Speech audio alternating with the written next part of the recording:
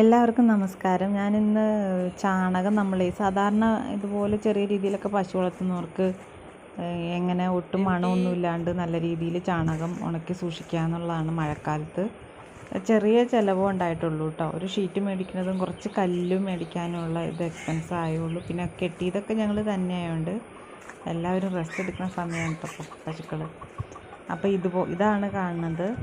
അത് 3 കല്ല് വലിയ സിമെൻറ്റ് കട്ട 3 മുകളിലേക്ക് പണിതിട്ട് ഒരു ഇൻറ്റ് പോലെ 2 കോലിങ്ങനെ വെച്ചു. അതിൻ്റെ മുകളിൽ കൂടെ ഒരു കമ്പിയോ മരക്കഷ്ണം എന്തെങ്കിലും നീളത്തിൽ അങ്ങ് വട്ടം വെച്ചാൽ മതി.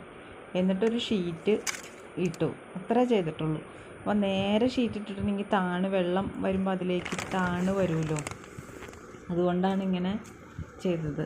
അപ്പോൾ പെട്ടെന്ന് തോന്നിയൊരിതിൽ ചെയ്തതാണ്. അപ്പോൾ ഇപ്പം നല്ല മഴ സമയത്ത് നല്ല ഉണങ്ങി കിടക്കാതെ ഇപ്പോൾ ഒരാൾ ചോദിച്ചിട്ടുണ്ട്. അത് കോരി കൊടുത്തിട്ട് വേണം നമുക്കിനി പച്ച ഇട്ട് തുടങ്ങാനായിട്ട്. അപ്പോൾ ഇതുപോലെ ആരെങ്കിലും ചെയ്യണമെങ്കിൽ നല്ല രീതിയിൽ കിടന്നോളൂ. ഒട്ടും പൊക്കമില്ല.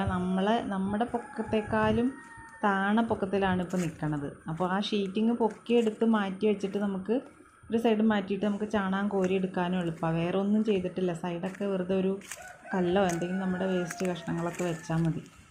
അപ്പോൾ നമുക്കെടുത്ത് മാറ്റി ഷീറ്റ് മാറ്റണമെങ്കിൽ മാറ്റുകയും ചെയ്യാം അങ്ങനെ.